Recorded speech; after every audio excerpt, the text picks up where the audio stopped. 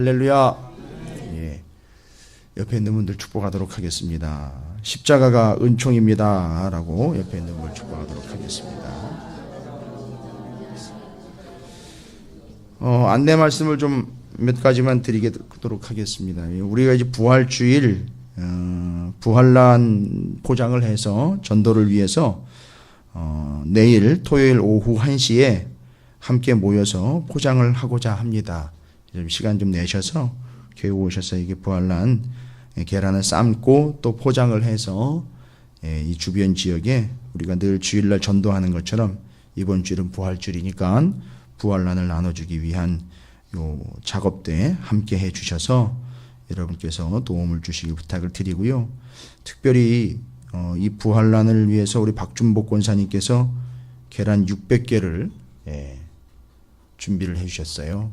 그렇게 해서 헌신해 주셔서 너무 감사드립니다. 이 시간을 빌려서 권사님께 감사의 말씀 드리고 여러분 그렇게 아시고 우리 권사님 위해서 기도해 주시고요. 또 부활주일 새벽 예배 후에 부활주일에 새벽 예배 있냐고요? 있습니다. 부활주일에 새벽 예배 있고요. 새벽 예배 후에 아침 식사 있습니다. 걱정하지 마시고 오셔서 여선교회실하고 잠옷실에서 쉬실 수 있으니까요.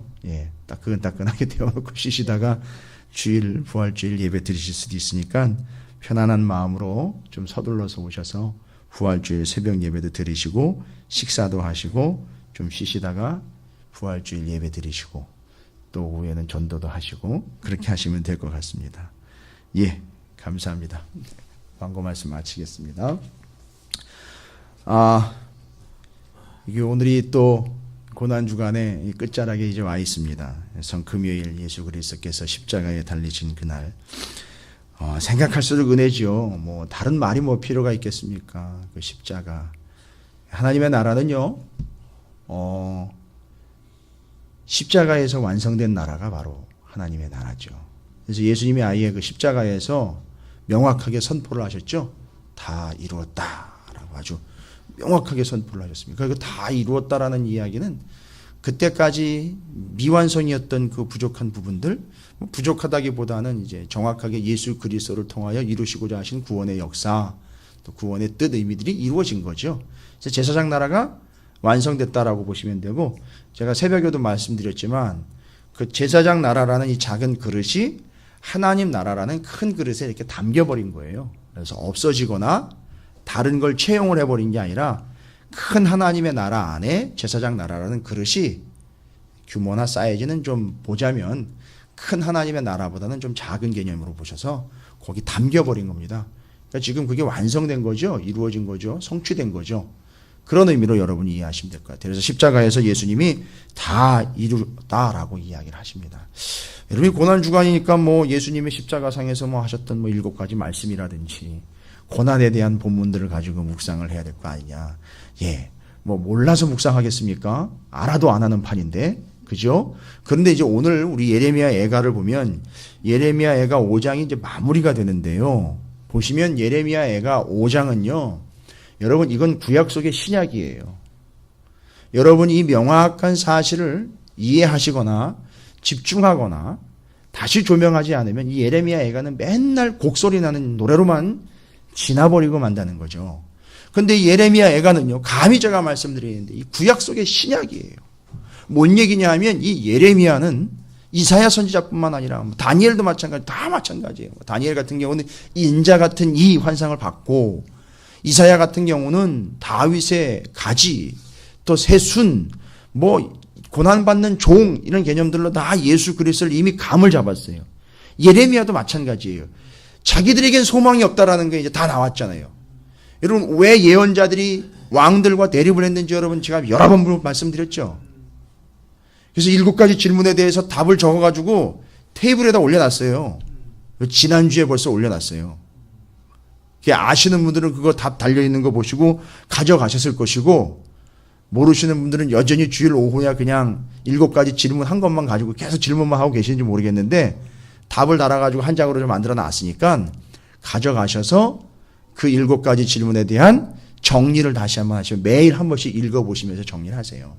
그러니까 예레미야, 이사야, 나단, 엘리야, 이사야, 예레미야는 왜 왕과 대립을 했느냐라는 질문에 대해서 여러분 이제 대답하실 수 있잖아요. 왕들이요, 제사장 나라의 거룩한 시민이기를 거부할 때에 자신들이 거룩한 제사장 나라의 시민이라는 사실을 까맣게 잊어버리고 자기가 왕인 것을 자꾸 드러내려고 할 때 그건 아니요라고 예레미야와 같은 선지자들이 다가가서 그걸 지적을 했다는 거죠. 그러니까 이 선지자들은 알아요. 이 모습이 하나님이 원하시는 모습이 아니라는 것이고, 이렇게 살아가다가는 망한다는 걸 알게 된 것이고, 우리에겐 유일한 소망은 하나님뿐이라는 걸 알아요. 그런데 하나님은 단순히 문제를 해결해 주시는 것으로 우리에게 소망이 되는 분이 아니라 하나님 우리를 뭐 하시길 원하신다는 걸 다 알아차렸어요. 예언자들은요. 그 사람의 문제를 해결해 가지고 재정적인 문제가 해결되는 것, 내지는 건강의 문제가 해결되는 것, 집 문제 해결되는 것, 차 문제 해결되는 것, 직장 문제 해결되는 게, 이게 하나님의 본질적인 뜻이 아니라 하나님의 원래의 뜻은, 하나님의 원래 본질적인, 원래 하나님의 백성을 향한 하나님의 본질적 뜻, 원래의 뜻은요, 하나님의 백성들을 뭐 하길 원하신다? 예? 구원하시길 원하신다는 거잖아요. 그래서 그 구원하시길 원하시기 때문에 구원을 위하여 이스라엘을 제사장 나라로 삼은 거고, 이스라엘 안에는 제사장을 역할을 감당할 레위 지파를 세운 거고, 레위 지파에서 제사장을 세운 거고, 제사장 중에 대제사장을 세운 것이고. 잘 보세요. 세계 열방 가운데 이스라엘에게 레위 지파 안에 제사장들 가운데 대제사장. 지금 어떻게 되어가고 있어요? 하나로 지금 집중되어 가고 있습니다. 계속 집중되어 가고 있다고. 이 구약의 역사는 큰 틀에서 하나의 점을 향해 좁종으로 좁혀져 가고 있어요. 이게 어디를 향해 가고 있느냐 하면 신약을 향해 가고 있습니다. 그 대제사장으로 초점이 맞춰지죠. 그 초점이 어디에서 딱 일치가 되어버립니까? 예수 그리스도에. 그래서 예수 그리스도에게 초점이 맞춰진 것이 이제는 예수 그리스도, 12제자, 교회, 열방의 교회, 땅끝까지 해가지고 어떻게 되고 있다고요?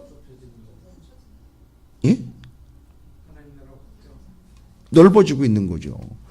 그래서 이렇게 좁혀지면서 초점이 맞춰지고 그 초점으로부터 퍼지는 거예요. 이게 성경의 구조입니다, 여러분. 이걸 감히 모른다라고 여러분이 함부로 얘기하시면 안 돼요. 이걸 예언자들은 다 알고 있어요. 이 사실을요. 이 제사장 나라의 컨셉과 개념은 누구를 집중시키기 위함이냐 하면 명목상으로는 대제사장에게 집중시키려고 하는 거죠. 아론의 계열, 대제사장에게 집중시키려고 하는 거죠. 왜 자꾸 대제사장에게 집중시켜야 되느냐 하면 이 대제사장의 역할이 히브리서에 한 대제사장이 우리 가운데 오셨으니 예수 그리스도에게로 집중시키려고 예언자들은요, 자꾸 예수 그리스도에 초점을 맞추기 위해서 예언자들은 자꾸 제사장적 사명과 제사장에 대해서 초점을 맞추라고 얘기한단 말이에요. 여러분, 이번 주일날 부활주일이지만요, 부활주일에 누가 부활한 거예요? 예수님 부활이. 그래서 예수님에 대해서 다시 또 얘기를 할 거예요. 근데 구약의 본문의 민수기에 예수를 또 얘기를 해요. 그 반석에서 물이 난 사건을 통해서 예수를 또 얘기한다고요. 근데 모세는 반석을 잘못 다루는 바람에 어떻게 됐어요?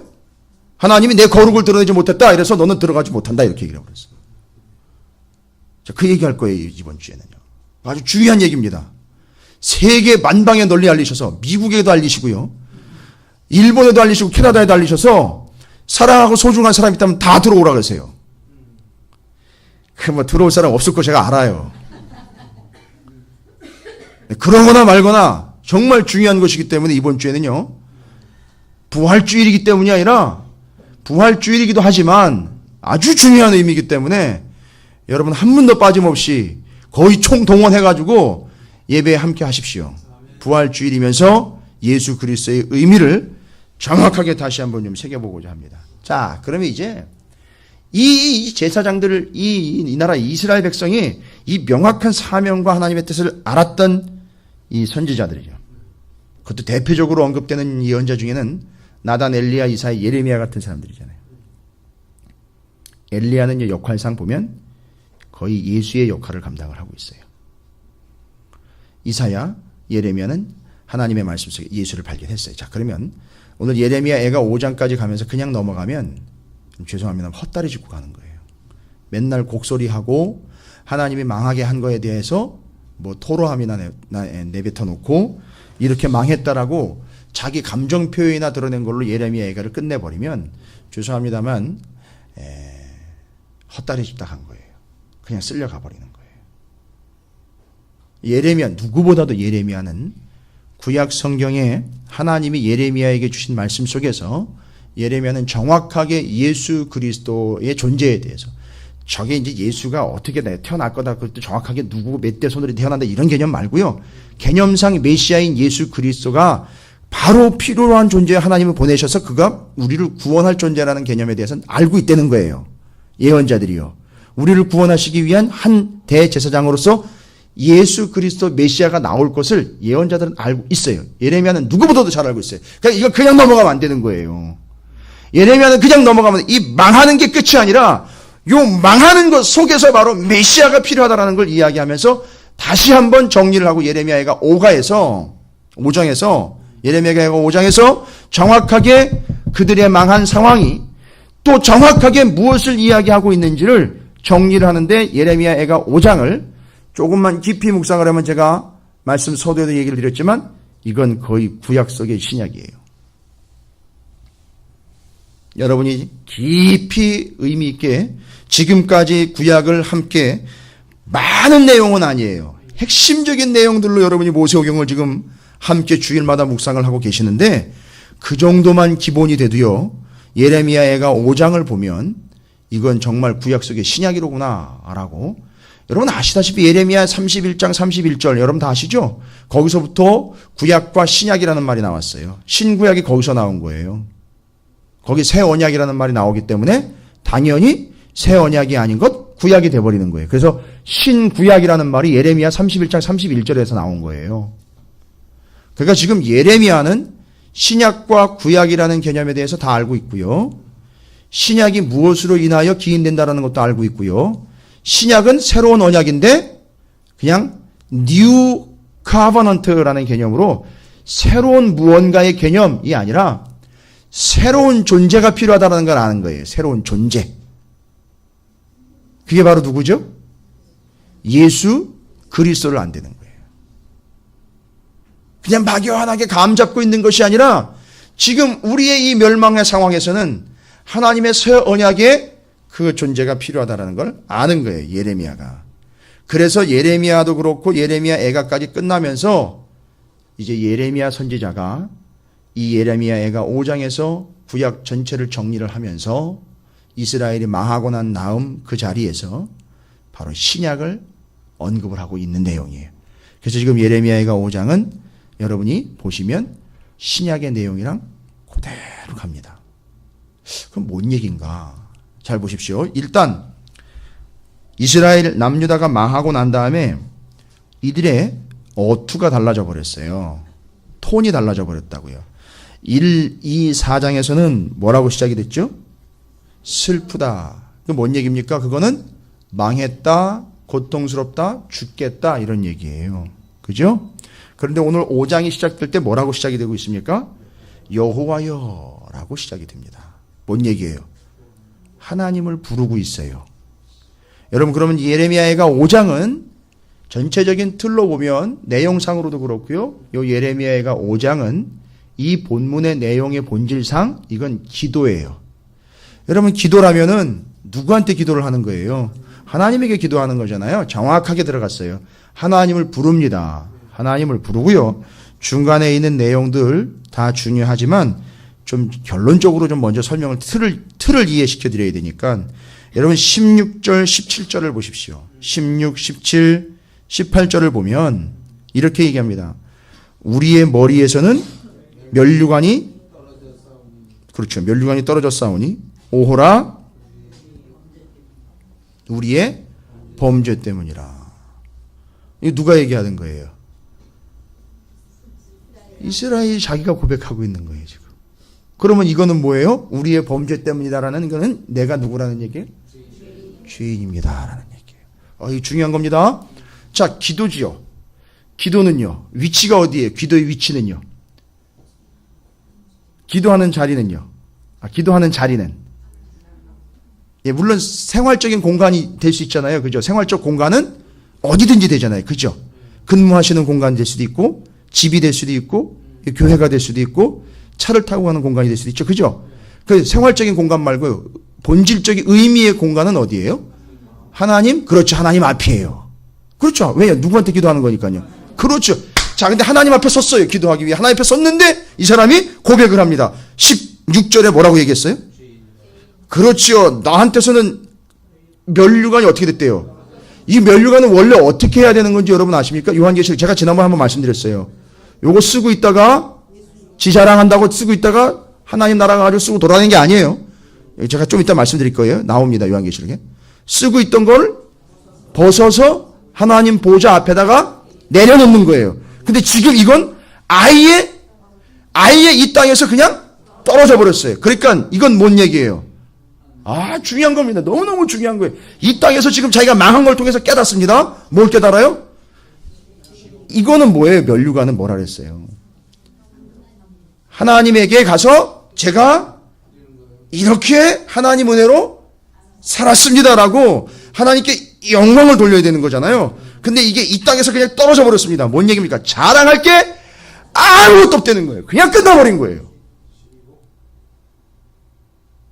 자랑할 게 없는 완전히 그냥 죄송합니다. 그냥 민머리가 돼버린 거예요. 영광이 없는 거라는 얘기예요. 그러니까 그럼 뭔 얘기예요? 내가 하나님께 돌려드릴 게 없다는 얘기예요. 그럼 뭔 얘기입니까? 하나님이 이야기한다면 너 도대체 뭐하며 살았냐 이렇게 얘기하는 거예요. 자, 그러면 이제 요 16절의 구절을 통해서 이 사람의 존재는 지금 기도라는 걸 통해서 어디에 서 있다고요? 하나님 앞에 서 있는데 자기의 존재는요, 면류관이 떨어져 나간 걸 통해서 자기는 뭐 할 게 없다? 자랑할 것이 아무것도 없다. 그 다음에요, 그 이유는 뭐예요? 우리의 범죄 때문이다. 하나님 앞에 기도하기 위해 섰는데 자기가 죄이다. 자, 두 가지 정리되십니까? 기도하기 위해 하나님 앞에 섰는데 나는 자랑할 게 없는 전적 타락한 죄인입니다. 라고 나오는 거예요. 그렇죠? 그러니까 왜 하나님이 망하게 했는지 이제 알겠죠? 그렇잖아요. 왜 망하게 됐는지도 알 거예요. 그리고 그 결과로 이 사람 남유다 남아있는 백성들은 뭘 깨닫습니까? 나는 자랑할 것이 아무것도 없는 전적 타락한 죄인이로구나. 17절을 보세요. 이러므로 잘 보세요. 이러므로 자랑할 게 없는 죄인의 삶이에요. 자랑할 것이 없는 전적 타락한 죄인들의 인생입니다. 어떻게요? 우리의 마음이 피곤하고 이러므로 우리의 눈들이 어두움이에요. 몸은 피곤하고 눈은 어두워요. 이게 죄인들의 삶의 모습이에요. 왜 그렇게 피곤하다고 그러는지. 물론 일을 열심히 하셔서 육신이 피곤한 거 그거 얘기하시는 게 아니에요. 뭘 해도 티가 안 나는 거예요. 뭘 해도 왜 하나 싶은 거예요. 내가 이런 걸 해야 되나 말아야 되나, 내가 왜 이러고 있나, 맨날 이런 질문만 오는 거예요. 아니 예수를 믿으면서도 그런다니까요. 내가 왜 살아야 되나, 죄송합니다. 이따위 질문을 해요. 예수를 믿으면서도. 그 피곤한 인생이에요, 진짜. 아주 골치 아픈 인생이에요. 근데 왜 그럽니까? 면류관도 없지요. 자기가 소망도 없지요. 전적 죄인이라는 게 그냥 드러났으니 죄인의 삶이 이렇다는 거예요. 죄인의 삶은 피곤하고 눈은 어두워요. 뭔 얘기입니까? 눈이 어두웠다는 얘기는요. 눈이 어두워졌다. 이게 눈이 어둡다는 얘기는 뭘 판단을 못한다는 얘기예요. 무엇이 옳은지 보지를 못한다는 얘기입니다. 구분도 안 되고 판단도 안 되는 거예요. 그러니까 엉망진창인 거예요. 여러분, 죄인의 삶이에요. 자, 우리가 이렇게 살았다는 거예요. 하나님 앞에 서서 기도하며 하나님 앞에 서 보니까 내가 자랑할 게 없는 전적 죄인으로서 나는 피곤한 인생이었고, 나는 눈이 가려져가지고 주님을 보지도 못했고 하나님의 말씀을 보지도 못했고 알지도 못했다는 얘기예요. 그렇게 사는 거예요. 그런데 그 모습을 뭐에다 비유했다고요? 시온산이 황폐하여 여우가 그 안에서 노나이다. 다 무너지고 들에서 살아야 될 여우가 들뛰고 날뛰고 하는 것처럼 내 심령이 그렇게 돼버렸다는 거예요.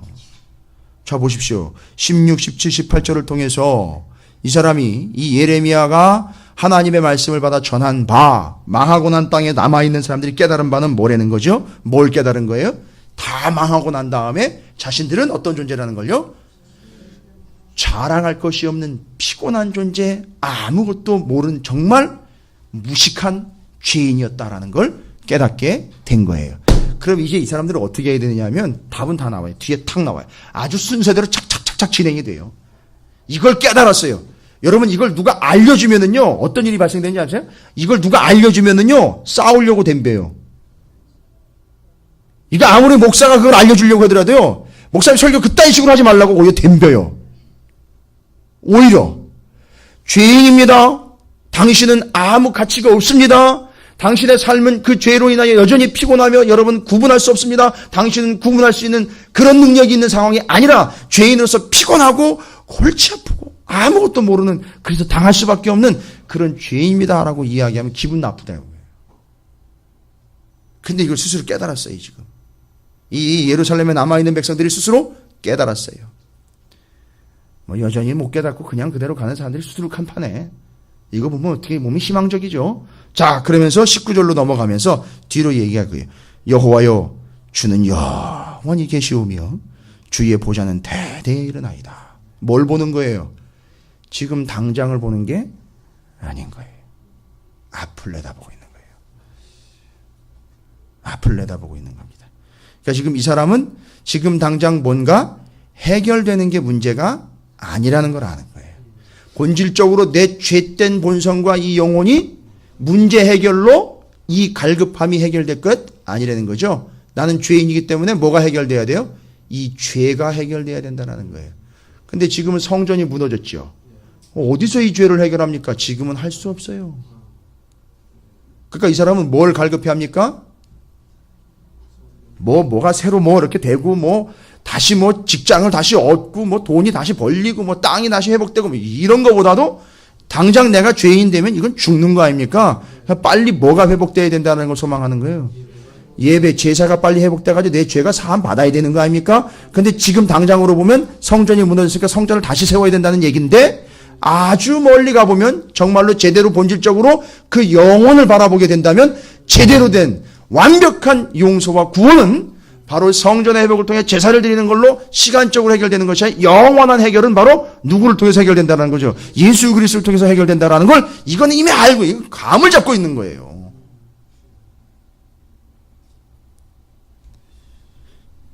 (20절에) 주께서 어찌하여 우리를 영원히 잊으시오며 우리를 이같이 오래 버리시나이까. 뭘 망한 지 얼마나 됐다고. 이건 앞으로 있을 스케줄을 얘기하는 거예요. 여호와여 21절입니다. 자, 16, 17, 18절을 깨달은 자만이 고백할 수 있는 거예요. 21절 뭡니까? 여호와여 우리를 주께로 돌이키소서. 이거 뭐예요? 돌이키소서. 주께 돌이킵니다. 주께로 돌이키는 거. 이게 뭐 하는 거죠?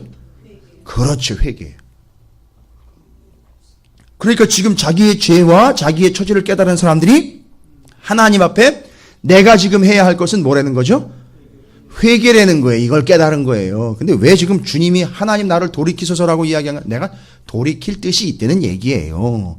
근데 지금 너무나 무너져 있으니까 내 스스로 이렇게 어떻게 하는 게 아니라 하나님 나를 좀 돌이켜달라고. 날 조금만 이렇게 좀 힘을 좀 주셔서 내가 돌이킬 수 있는 힘만 좀 달라.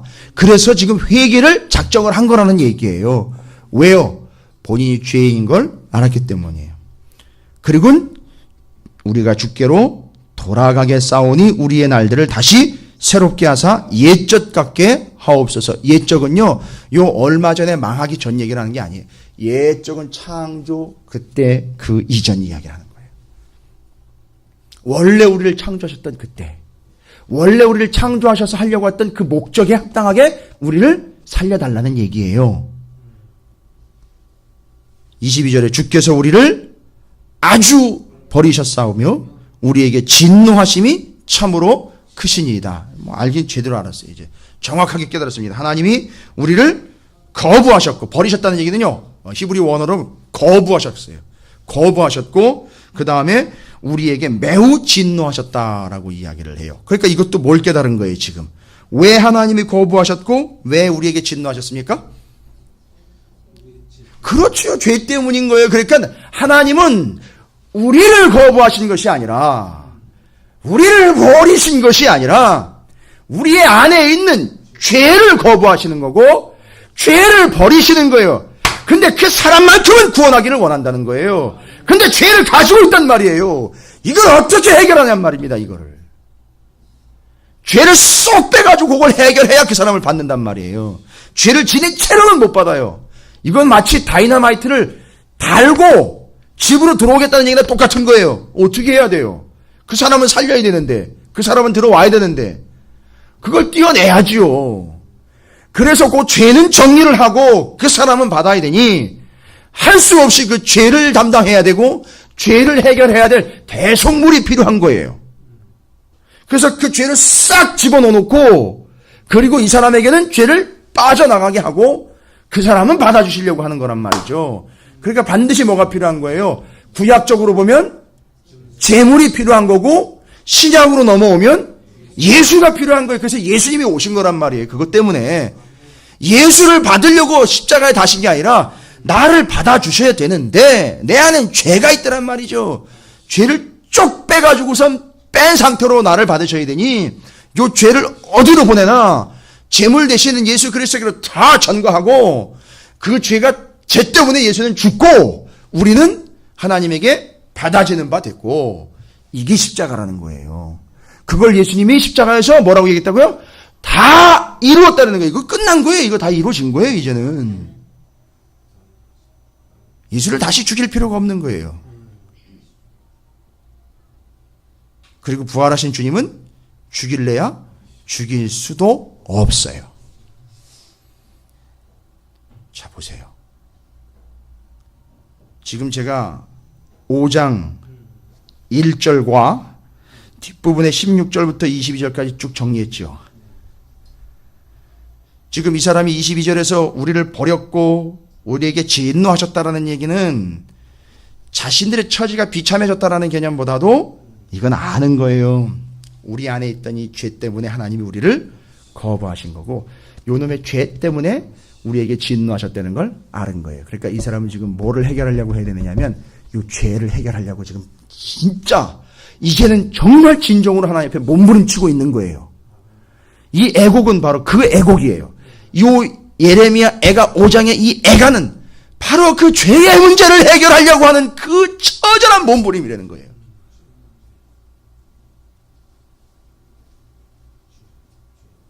그러니까 이 문제를 해결하려면 반드시 무엇이 필요합니까?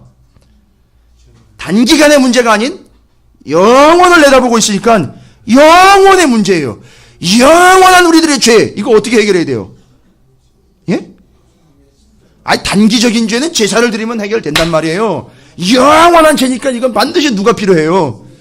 그렇죠. 그러면 예레미야가 5장은요, 온통 다 예수 밭이에요. 예수 밭. 여긴 예수 지뢰밭이라고요. 그럼 예레미야가 5장에서요, 예수 그리스도를 쏙쏙 다 빼내야 되는 거예요, 여기서. 여기다가 마치 퍼즐 안에 숨은 그림 찾기 찾듯이 다 집어넣어놨어요, 예수를요. 저도 놀랐어요, 여러분. 이거를요, 일주일 동안 이 본문을 묵상을 하는데 저는 그냥 단순한 기도인 줄 알았어요. 아이, 단순한 기도가 아니에요. 기도 맞는데 단순한 기도가 아니란 말이에요. 자기 문제를 해결하려는 그런 외침이나 부르짖음이 아니었었어요. 이 예레미야 애가 5장 안에는 신약 전체가 담겨 있었고 예수로 도배가 돼버렸어요. 이 안에. 잘 보세요. 이제 이들에게는 영원이라는 구원의 테마입니다. 지금 예루살렘 성이 무너졌고 성전 무너진 거 가지고 당장 내가 먹을 게 없고 살 집이 없어서 그걸 구하는 게 아니라 구원받아야 된다는 영원의 문제를 집중하고 있습니다. 그거는 반드시 그 영원의 문제인 예수 그리스도가 대성물로 반드시 필요하다는 거죠.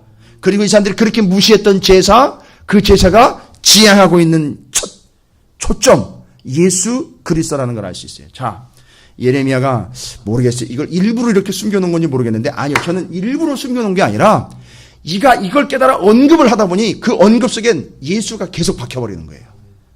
그럴 수밖에 없게 된 거예요. 자, 여러분 한 절 한 절 보겠습니다. 여러분이 1절부터 예레미야가 5장 1절부터 보는 여호와여 우리가 당한 것을 기억하시고 우리가 받은 치욕을 살펴보옵소서라고 했죠. 여러분 이스라엘 백성이 뭘 받았다 그랬습니까? 지금 여기 나와 있는 본문에 의하면요. 치욕과 수치를 받았다 그랬죠. 여러분, 바로 이 치욕과 수치는 원래 누구 거였느냐 하면 예수 그리스도 거예요. 자, 히브리서 13장 13절을 보십시오. 제가 지금부터 일러드리는 구절들은요, 상당히 중요한 구절들이에요. 신약에 지금 여러 구절들을 제가 이제 제시를 해드릴 거예요. 예레미야가 5장은 이걸 못 보고 넘어가면 완전 꽝인 거예요. 지금까지 예레미야서도 다 꽝돼 버리는 거예요. 히브리서 13장 13절입니다. 오늘 좀 찾으실 구절들이 좀 많이 있어요. 여러분, 고난 주간엔 이렇게 보내는 거예요. 십자가와 예수 그리스도를 계속 발견하면서 그 의미를 분명하고 명확하게 하는 거예요. 그게 의미 있게 하는 겁니다. 히브리서 13장 13절. 자, 보십시오. 거기 뭐라고 기록되어 있습니까? 함께 읽겠습니다. 시작.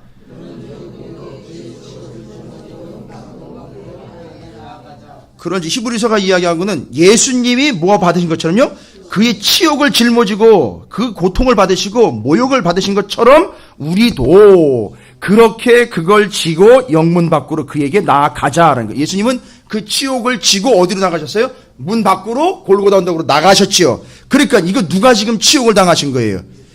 누구 때문에요? 치욕받는 우리 때문에 치욕을 예수님이 친히 당하신 거라고요. 이해가 되십니까?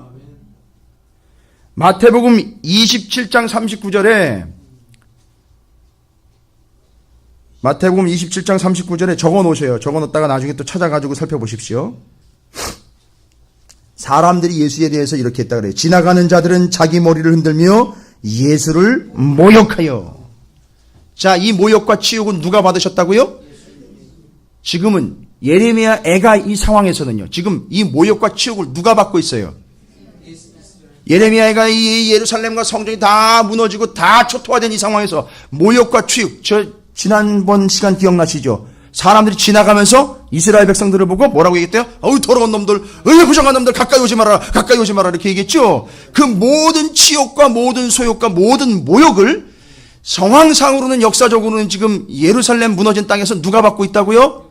이스라엘 백성들이 받고 있죠? 그런데 이걸 누가 대신 지신다고 얘기를 하셨어요?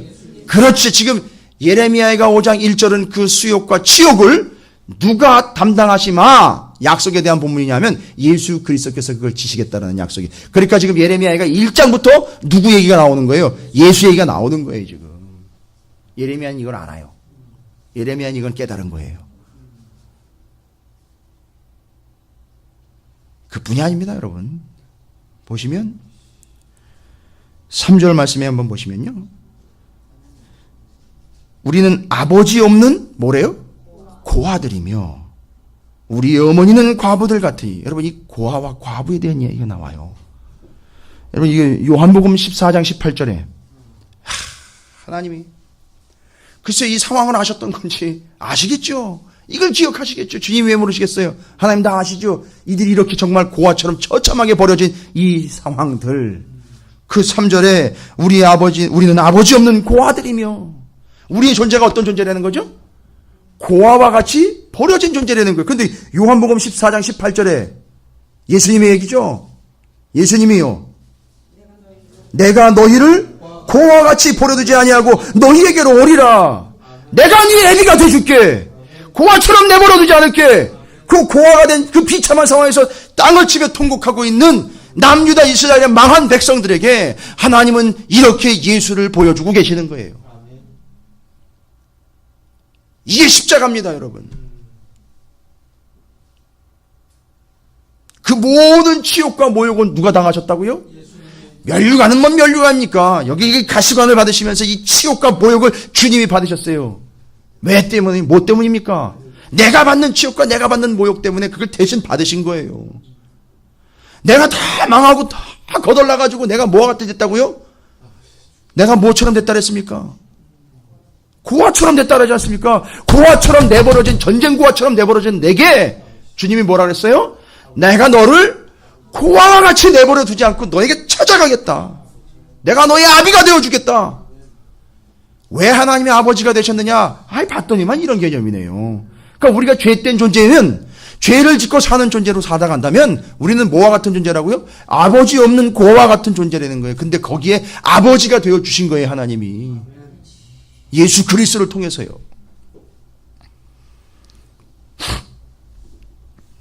그게 다가 아닙니다. 여러분, 이렇게 이렇게 비참하게 된 이들의 상황 보십시오. 4절, 9절, 10절입니다. 이건 남의 얘기가 아니에요. 이건 내 얘기예요. 이건 내 얘기라고요. 여러분 얘기고 제 얘기예요. 나랑 상관없는 얘기다. 죄송합니다만 나가셔도 돼요. 4절, 9절, 10절을 보십시오. 얼마나 비참한지. 이 오늘 예레미야가 5장 4절, 9절, 10절을 4절 우리가 은을 주고 물을 마시며 값을 주고 나무들을 가져오며 뭐예요? 물을 마시려도요. 돈이 있어야 돼요. 왜일까요? 왜 이런 현상이 발생된 겁니까? 아니 옛날엔 그냥 막 퍼먹었던 물인데 이젠 돈을 내야 돼요. 샘도 다 파괴됐고요. 그 모든 걸 지금 누가 쥐고 있습니까? 공격해 들어온 대적자들이 다 쥐고 있는 거예요. 먹을 것도 없어요. 그러니까 그거 살려면 멀리 가서 사와야 되는 거고 구걸을 하면서 돈을 주고라도 그거 먹어야 되는 건데 이제 내게 아닌 거예요. 다 빼앗겨 버려가지고 돈을 줘야 되는 거예요. 은을 주고 사야 되는 거죠. 값을 주고 나무들을 가져요. 이 나무들 뭐 하려고요? 추우면 떼야 되고요. 뭐 구워 먹으려면 또 밥해 먹으려면 떼야 될 거 아닙니까? 근데 그놈의 나무도요. 함부로 가져오지도 못하는 거예요. 그거 다 가서 돈 주고 사와야 된단 말이에요. 9절은요. 광야에 칼이 있으므로 죽기를 무릅써야 양식을 얻어요. 지금 먹을 게 없어서 양식을 얻으러 가야 되는데요. 성 안에는 없어요. 성 바깥에 저 다른 데 가가지고 다른 민족에 가가지고 사오든지 해야 되는데 거기를 가려면은요. 광야를 지나야 되는데 이 광야는 도둑들이 우글우글합니다. 잘못하면 죽어요. 목숨 걸고 식량 구하러 다녀야 되는 거예요. 여러분 이게 이해가 되세요? 먹을 게 없어가지고 지난 시간에 기억나십니까? 어떻게 했대요? 먹을 게 없어가지고 자기 새끼를 자기가 잡아먹었다는 거예요. 삶아먹었다는 거예요.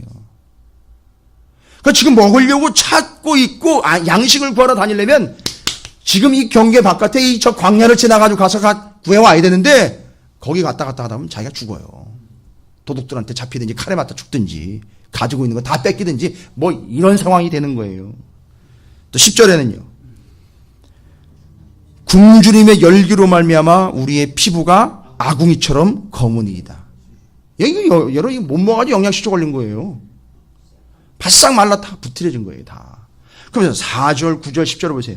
목이 마르고 배가 고파도 해결이 안 되는 거예요. 지금 어떻게 할 수가 없는 거예요. 못 먹는 거예요. 못 마시는 거예요. 자, 요한복음 7장 37절. 여러분 이런 상황에서 만약에 이 요한복음 7장 37절을 이 사람들에게 외쳤다면은요. 이 비참한 처지를 여러분이 먼저 알고 있는 상황에서 이 예수님의 이 음성을 들었다면은 이 내용을 알고 있는 상태에서 이 예수님의 말씀을 들었다면요. 그렇구나. 그 얘기였구나. 예수님의 말씀이 그 말씀이로구나. 이해가 되실 거예요. 아주 퍽뜩 이해가 될 거예요. 뭐라고 얘기했습니까? 예수님이 명절 끝날 곧 큰 날에 예수께서 서서 외쳐 이르시되 누구든지 목마르거든 내게로 와서 마시라. 여러분 이게 이렇게 연결되는 걸 이해하셨어요? 그래서 예레미야 애가는요. 예수의 노래예요. 보시면 여긴 다 예수로 완전 도배가 돼 있어요. 목이 말라 비틀어집니다. 이 백가죽이 등가죽이 붙어요. 못 먹고 고통스러워요. 못 마시고 고통스러운데 거기 딱 예수님이 곧게 서서 외치시는 거예요. 너희 누구든지 목마르거든 내게로 와서 마셔라. 마태복음 15장 32절은요.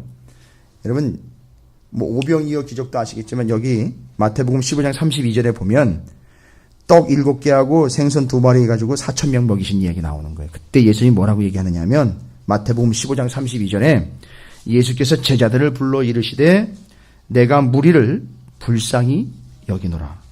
그들이 나와 함께 있은지 이미 사흘임에 먹을 것이 없도다. 예수님이 지금 뭘 보신 거예요? 예수님을 따라다니는 사람들이 무리가 어마어마한 무리인데 며칠 동안 따라다닌 거예요 지금? 3일 동안 따라다닌 거예요. 3일 동안 뭐 한 거예요 지금? 굶고 따라다닌 거예요. 잘못해서 이 굶는 거예요? 아니요. 예수님 따라다닌다고 굶고서 먹지도 못하면서 따라다녔는데 예수님이 그걸 보시고 뭐라고 얘기를 해요? 사흘이 지났는데도 먹을 게 없다. 길에서 기진할까 하여 굶겨 보내지 못하겠노라. 야, 내가 내 새끼 배고픈 거 어떻게 보냐? 내가 먹여야 되겠다 이 얘기예요. 목마르거든 와서 마셔라. 배고프지 내가 먹여줄게 해서 떡 7개 하고 생선 2마리를 4,000명을 먹이신 거예요. 자, 마시고 먹이시는 예수님이잖아요. 근데요, 구약의 예레미야 애가의 그 나머지 무너진 예루살렘 성에서 절규하면서 소리 지르는 사람들은 뭐라고 지금 절규하면서 소리 지르고 있어요? 뭐라고 소리 지르고 있다고요? 목말라 죽겠습니다. 배고파 죽겠습니다. 하는데 예수님이 얘기하는, 내게로 와서 마셔라. 내가 먹여주마.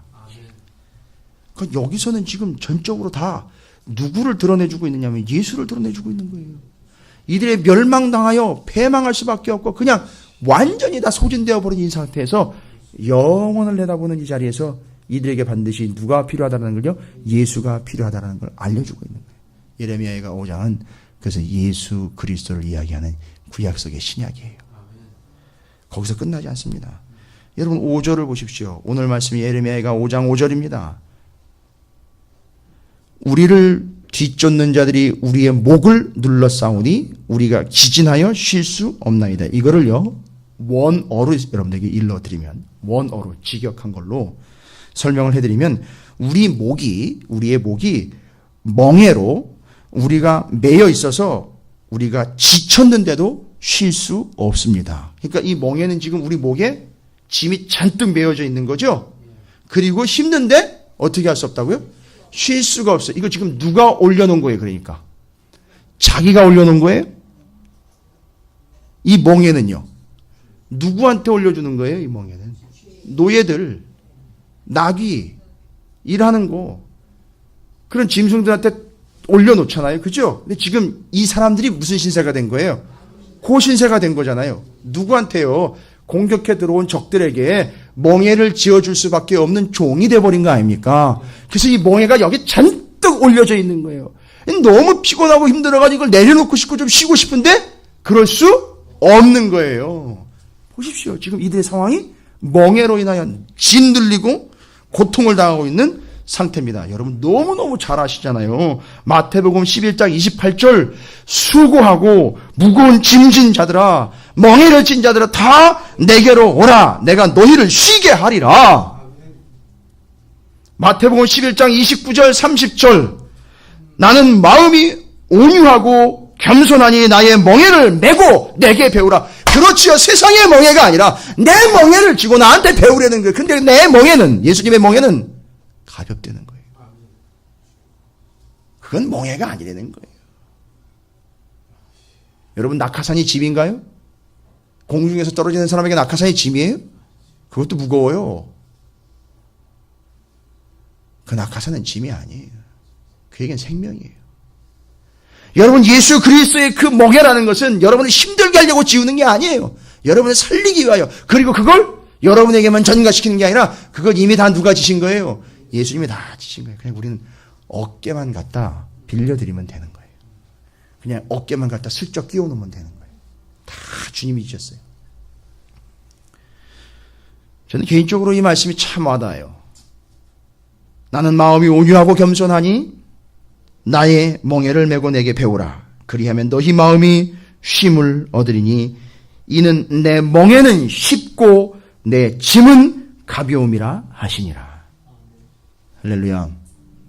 지금 자신들의 어깨에 메어지는 이 멍에의 모든 짐, 이 무거운 질고 이걸 다 주님께 맡기며 주님께 나아갈 때에 그 멍에가 아닌 주님의 짐, 주님의 멍에를 메고 주님이 대신 지시고 우리는 구원받는 자로 살아갈 수 있다는 것. 이 멍에와 짐 속에서 누구를 또 그려내고 있느냐? 예수 그리스도를 그려내고 있는 거예요. 여러분 이건 의도해도 이렇게 쉬운 게 아니에요. 의도적으로 적으려 해도 이렇게 되지 않아요.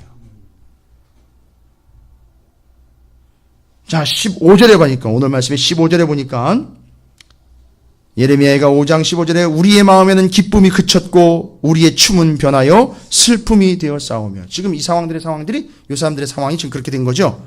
어떤 상태가 됐다 그랬죠? 기쁨이 그쳤고 슬픔이 되어버렸습니다. 우리 춤이 변해서 슬픔이 됐다. 모든 좋았던 것이 슬픔과 고통이 된 거예요. 아픔이 된 거예요.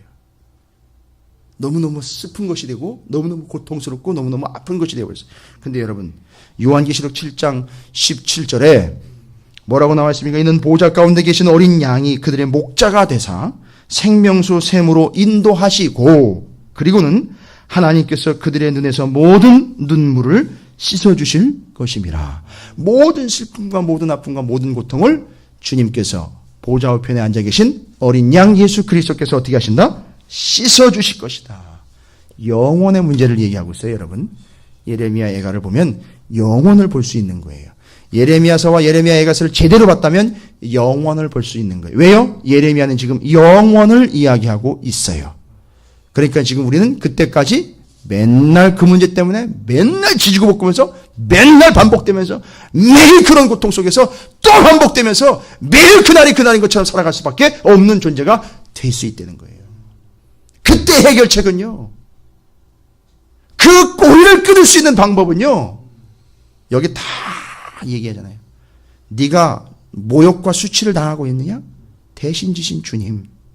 네가 지금 고아처럼 버려진 존재가 되느냐? 아버지가 되시는 하나님. 고아와 같이 내버려두지 않겠다라고 약속하신 주님. 너가 지금 목마르고 배가 고파? 내게로 와서 마시라고. 그 배고픈 걸 그냥 내버려두지 않았던 먹이셨던 주님. 그분이라고. 네가 지금 멍해 때문에 고통과 심각한 아픔 가운데 쉬고 싶어도 쉬지 못한 상황이 있어? 예수님 대신 지신다고 하잖아. 예수님의 멍해를 메라 그랬잖아. 쉬고 쉽고 가볍다고 얘기하셨잖아. 예수님, 지금 현재 네가 고통, 아픔, 슬픔 때문에 예전엔 기쁘고 예전엔 즐거웠던 게 지금 아픔과 고통과 다 슬픔이고 너무너무 고통스러워? 아니지. 이제는 그 슬픔이 변하여 기쁨이 되는 예수 그리스도. 17절에는요. 그러므로 우리의 마음이 피곤하고 이러므로 우리의 눈이 어떻게 됐다 그랬어요? 어두워졌다 그랬죠. 우리의 눈이 어두워졌다. 그래서요. 특별히 주님이 오셔가지고 하신 사역 중에 중요한 사역 하나가 뭐예요? 어두워진 맹인의 눈을 자꾸 띄워주신 이유가 있었던 거예요. 눈을 떠 주님을 바라보며 제대로 된 하나님 나라와 뜻을 바라볼 수 있게 된 그 눈을 뜨는 사건들이 계속 기록된 게 바로 이런 내용들을 배경으로 하고 있는 거라는 얘기. 거기도 역시 예수 그리스도 눈을 뜨게 하신 분. 여러분 제발 좀 눈을 뜨시기 바랍니다. 제발 좀 옛날 얘기, 또 지금 현재 상황들 돌아가는 거, 지금 현재 이 사회적인 것들 자꾸 이런 거 보시지 마시고요. 그건 어두운 거예요, 여러분. 이제 영원한 걸 좀 보시기 바랍니다. 단순히 눈앞에서 이루어지고 있는 그런 현상들 가지고 판단하려고 하지 마시고요. 영원을 보시라고요. 예레미야가 본 거예요. 예레미야가 봤어요. 그러니까 예레미야에서도 아니고 예레미야 애가에서 마지막 장에서 예수 그리스도로 이 예레미야 애가 5장 아예 신약 장으로 다 예수로 도배를 해버리고 있는 거예요. 자, 이제 정말 중요한 겁니다. 16절이죠. 우리 머리에서는 뭐요? 면류관이 떨어져 싸우니 오호라 우리의 범죄 때문이라. 이런 면류관 얘기 나오네요. 야고보서 1장 12절 뭐라고 나와 있습니까? 시험을 참는 자는 복이 있나니 이런 시련을 견디어낸 자가 주께서 자기를 사랑하는 자들에게 약속하신 생명의 면류관을 얻을 것이기 때문이라.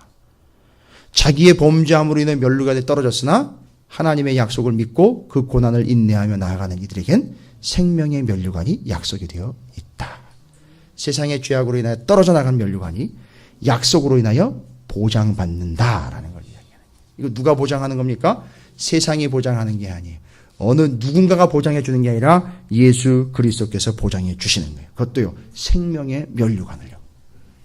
요한계시록 3장 11절 제가 얘기 드리는 거죠.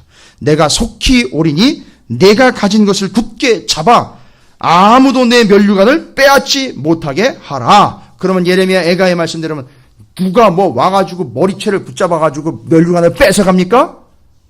여기 지금 뭐 때문에 머리에 있던 면류관이 떨어져 나갔다 그랬습니까?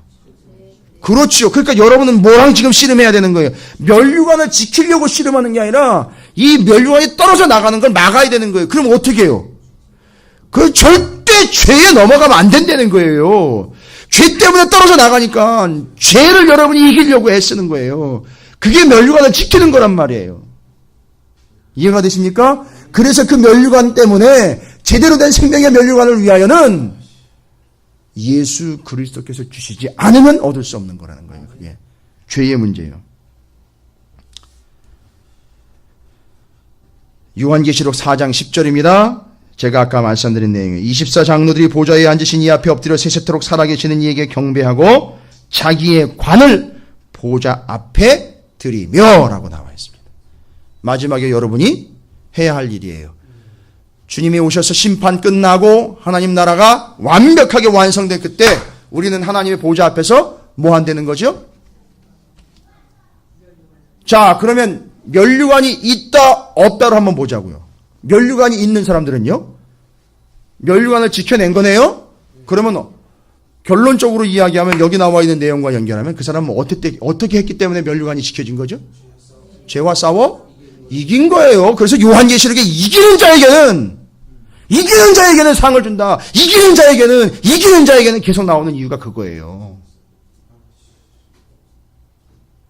믿음으로 이겨내는 자들에게는 그들의 면류관이 지켜지고 붙어있다는 얘기예요. 그거 가지고요 천국 가가지고 자랑하려고 하는 게 아니라 그랬죠. 하나님 앞에 보좌 앞에 벗어 드려야 되니까요. 근데 면류관이 없네요. 어떻게 된 거예요? 죄에 당했다는 얘기예요.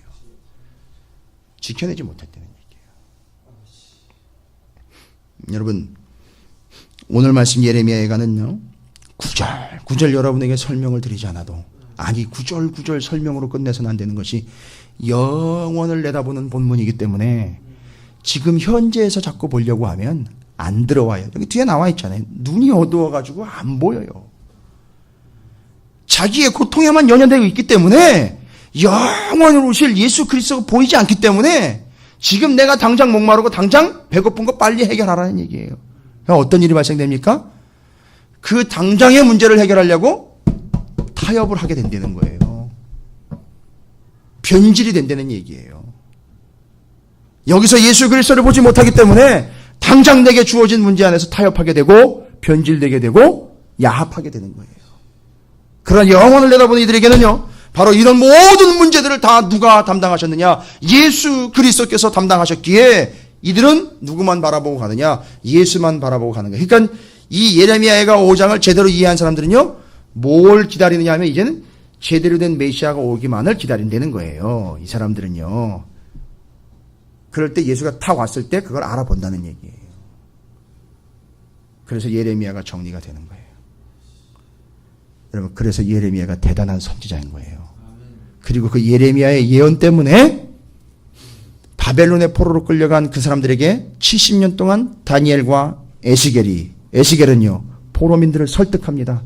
여기서도 하나님의 뜻대로 살아야 됩니다. 돌아가 회복되고 하나님의 나라가 임할 겁니다. 제사장 나라 회복을 통하여 내 영원한 구원자인 메시아가 올 때까지 우리는 그걸 지켜가야 됩니다. 예, 설득한 거예요. 다니엘은요 그 제국 변동의 밑그림을 쫙 자기가 그린 거예요. 누가 그 다음에 어느 나라, 그 다음에 어느 나라가, 아니 그거 사람이 어떻게 이해합니까? 하나님이 밑그림을 그려 보여주신 거예요. 걱정하지 마십시오. 이게 가가 아닙니다.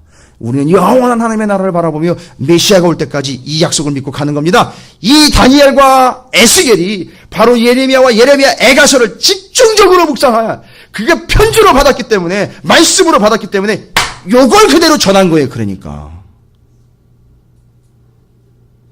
이 내용은 그 바로 희망이고 소망이고 약속인 거예요. 다니엘과 에스겔도 이걸 아는 거예요. 기가 막히죠. 그걸 또 누가 알았겠습니까? 잘 보세요.